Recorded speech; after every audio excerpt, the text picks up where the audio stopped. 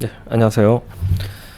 이번 시간에는 한국에 상장되고 있는 미국 고배당 ETF들 소개를 좀 시켜드리겠습니다. 지금 뭐 연금저축 계좌나 퇴직연금에서 미국 주식 ETF 많이 사시는데요. 특히 이제 고배당 ETF 관심이 많으시고 미국 고배당 쪽 ETF들이 좀 종류가 많이 늘어나고 있는 상황이라서 한번 정리를 해보도록 하겠습니다. 지금 요 화면에서 표가 잘 보실지 모르겠는데요. 지금 뭐 타이거, 코덱스, 아리랑, 그래서 뭐 대형 운용사들이 다 대부분 지금 미국 고배당 ETF들을 출시를 하고 있고요. 가장 상장한 지 오래된 게 요 표에서는 이제 아리랑 미국 다우존스 고배당 합성 H 요게 되겠습니다. 예. 그리고 뭐 코덱스라든지 이제 타이거 뭐 이렇게 이제 다들 이제 고배당 ETF들이 있고요. 보시면은 이제 그 기초지수명으로 보시면은 이제 그 S&P 500 디비덴드 아리스토크라트 인덱스 요게 이제 가장 먼저 좀 유행을 타기 시작한 ETF가 되겠습니다. 원래 이제 공모펀드로 먼저 나왔었고요. 한국에서는 요걸 이제 배당 귀족이라는 이름으로 해서 나왔었어요. 그래서 디비덴드 아리스토크라트, 그래서 뭐 배당 귀족이다 이렇게 해서 나왔었고, 뭐 다양한 지금 ETF들이 지금 나와 있는 상황입니다. 그래서 크게 그 인덱스 기초 지수로 보면은 이제 S&P 500의 디비덴드 아리스토크라트 요게 이제 한 축이 있고요. 그리고 최근에 이제 가장 많이 쓰시는 거는 다우존스 US 디비덴드 100 인덱스 요거 관련된 이제 ETF들이 좀 많이 나와 있고, 여기 시총을 보시면은 여기 그 특히 최근에 이제 요런 ETF들의 시총이 많이 늘어나고 있는 그런 상황이 되겠습니다. 예, 이렇게 쭉 보시고요. 결국은 이제 이 중에서 가장 오래된 거는 이제 아리랑 요거고, 이제 2015년에 상장됐습니다. 이제 총보수를 비교해 보시면 가장 오래된 아리랑이 제일 높고요. 그 다음에 총보수가 가장 낮은 거는 이제 최근에 상장하고 있는 그 타이거 미국 배당 다우존스 요게 이제 0.03%고 제일 낮습니다. 예. 그 다음에 이제 솔 미국 배당 다우존스도 낮은 편이고 0.03. 예. 그래서 요런 형태로 최근에는 이제 보수도 굉장히 좀 낮아지고 있는 그런 추세가 되겠다 이렇게 말씀드릴 수가 있겠습니다. 이제 총보수가 가장 뭐 중요할 수도 있는데, 뭐 장기 투자로 보면 또 이제 배당 수익을 얼마만큼 우리가 축적해 나갈 수 있냐, 이게 이제 배당 펀드, 배당 ETF의 핵심이 되겠습니다. 이제 코덱스하고 타이거 같은 이제 배당 귀족 그 ETF인데, 여기 이제 성과를 이제 비교를 해보면요. 성과 차이가 많이 나죠. 이제 빨간색이 이제 타이거 미국 S&P 배당 귀족, 그리고 파란색이 이제 코덱스 미국 S&P 500 배당 귀족 커버드 콜 합성 H입니다. 예. 그래서 요 이제 ETF 이름을 이해하시는 데가 좀 어려운 거죠. ETF를 하려면은 이 ETF 이름에 대부분 투자 전략이 들어가 있기 때문에 여기에 따라서 이제 수익률이 많이 바뀌겠죠. 그래서 기초적인 같은 이제 디비덴드 아리스토크라시라는 인덱스를 쓰는데 왜 이렇게 차이가 있냐? 요거는 이제 보시면은 이제 요렇게 그 빨간색의 이제 타이거, 파란색의 코덱스인데, 결국은 타이거는 환해지를 하지 않고요. $1 환해지를 하는 건 이제 코덱스입니다. 여기 H라고 돼 있죠. H니까 해지, 환해지를 하고 있고, 코덱스는 이제 커브드 콜이 들어가 있기 때문에 장이 상승할 때 이 콜옵션의 프리미엄에서 테이크하는 수익보다 장 상승분이 더 크면은 장 상승만큼 수익을 못 먹는 거죠. 반면에 이제 장이 하락할 때는 어느 정도 이제 프리미엄을 콜옵션의 프리미엄을 먹기 때문에 하락할 때는 조금 더 이제 수익을 더 테이크할 수 있고. 근데 이제 뭐 그냥 보시기에는 뭐 하락할 때도 비슷하게 하락한 것 같네요. 예.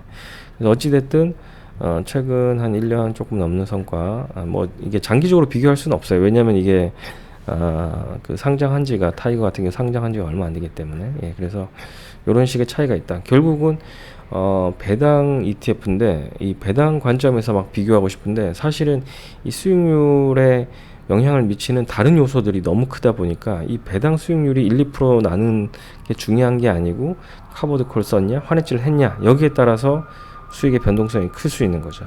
그러니까 한국은 원화의 변동성이 뭐 최근 1년, 2년 보시면 굉장히 크기 때문에 이 배당 수익률에 미치는 영향보다는 환이 노출돼서 움직이는 부분이 더 클 수 있는 거죠. 예, 그래서 환해질 했냐 안 했냐에 따라서도 이 ETF의 성과가 굉장히 이제 커질 수 있는 겁니다. 예, 그래서 특히 원화의 경우에 그렇습니다. 한국 기준에서 달러 자산을 투자했기 때문에 그렇습니다. 예, 달러의 움직임에 변동이 될 수밖에 없는 거죠. 그래서 우리가 달러의 이 변동을 내가 무관하게 가고 싶다. 그러면은 환 해지가 된 ETF를 사시는 게 맞죠. 그래서 여기 이 리스트에 보시면은 뒤에 H가 들어있는 이것들 있지 않습니까? H가 들어가 있는 솔 미국 배당 다우존스 H 또는 아리랑 미국 다우존스 배당 H 그 다음에 코덱스 요런 이제 내가 달러 자산에 움직이는 거하고 무관하게 그냥 이 인덱스 자체를 가고 싶다 이런 분들은 ETF 명 끝에 H가 들어가 있는 거를 당연히 선택을 하셔야 된다 이렇게 말씀드릴 수가 있겠습니다. 그래서 이런 정도의 차이가 나고요.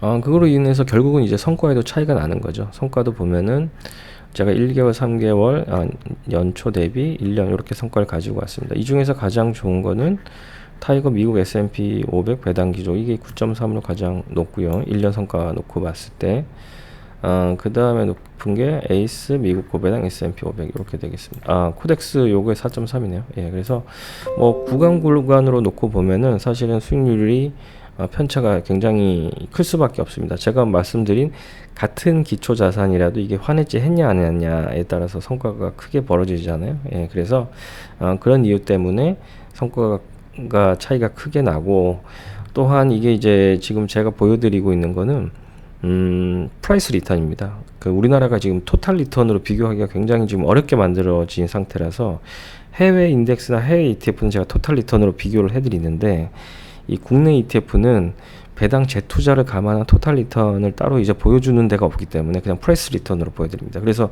배당이면 당연히 토탈 리턴으로 보여드리는 게 더 적절한데 지금 안타깝게도 그렇게 보여드릴 수가 없다는 점. 또 하나는 이제 이 인덱스와 ETF들이 상장한 지 얼마 안 되기 때문에 트랙 레코드가 짧아서 크게 의미 있는 수준의 이제 그 성과 비교는 하기가 어렵습니다. 특히 뭐 여기 보시면 아시겠지만 타이거 미국 배당이나 타이거 미국 배당 뭐 플러스 7% 이런 것들 다 이제 상장한 지 얼마 안 되지 않습니까? 예, 그래서 이런 측면에서는 좀 비교 분석하기에는 아직 좀 부족한 부분이 많다 이렇게 말씀드릴 수가 있고요.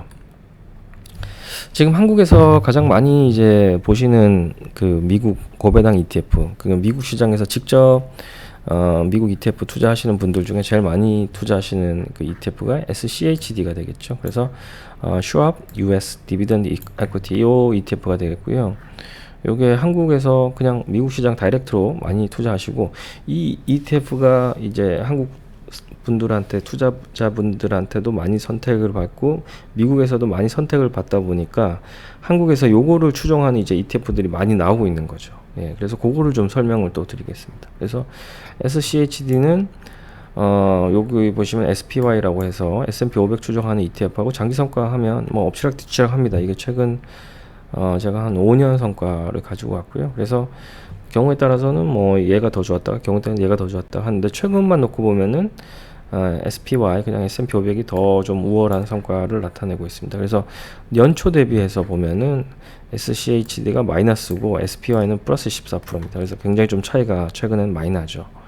예, 그래서 편입 종목을 보시면은 이유가 나오는데 SCHD 같은 경우는 테크의 비중이 12.3%, 그 다음에 SPY 같은 경우는 테크가 28.8%. 예, 그래서 SPY가 시가총액 방식이기 때문에 당연히 테크의 비중이 높습니다. 근데 테크라는 기업들은 뭐 사실 그 자기네들이 배당보다는 새롭게 신규적으로 재투자하는 게 많죠. 예, 그래서 테크 기업들은 기본적으로 배당 성향이 높지가 않습니다. 그래서 테크 기업이 좋아질 때는 사실은 그냥 일반적인 S&P 500 지수 초중하는 SPY가 더 좋은 거죠. 그래서 특히 연초 대비해서 그 성과를 놓고 보면은 나스닥이 굉장히 좋았잖아요. 그래서 나스닥만큼은 아니지만 테크 비중이 높은 SPY의 성과가 더 좋았다. 뭐 이렇게 말씀드릴 수가 있겠습니다. 그래서 탑10 종목을 보시면은 뭐 이렇게 이제 뭐 다양하게 분산이 되어 있죠. 뭐 브로드컴이나 머크, 펩시 뭐 이런 식으로 배당 성향이 최근 10년 동안 높았으면서 업종 내에서 굉장히 유의미한 그런 종목을 구해내서 한 100종목 이상 정도로 가져가는 게 SCHD다. 뭐 이렇게 말씀드릴 수가 있고요. 지금 한국 운용사들이 이 SCHD 가지고 여러 가지 이제 변형을 내고 있어요. 그래서 신한자산 같은 경우는 소울이 원래는 SCHD가 성공을 하다 보니까 이제 환해지형을 3월 21일 날 상장을 시켰고요. 뭐 이것도 의미가 있죠. 이제 환 노출된 SCHD만 있었는데 지금 원달러 환율이 이제 1,300원대인데 뭐 이게 이제 뭐 원화가 강세가 간다. 그러면은 사실은 SCHD를 환해지로 가지고 있는 게 더 좋겠죠. 예, 그러니까 원화가 강세가 되면. 그래서 그런 형태로 이제 환해지형을 선택할 수 있는 계기를 줬다. 이런 의미에서 이제 SCHD의 환해지형, 이게 이제 소울이 신한자산이 이제 만들어낸 거고요. 그 다음에 최근 6월 20일 날 타이거가 이제 세 종을 냅니다. SCH 세 종을 내는데 하나는 일반적인 이제 SCHD가 되겠고요.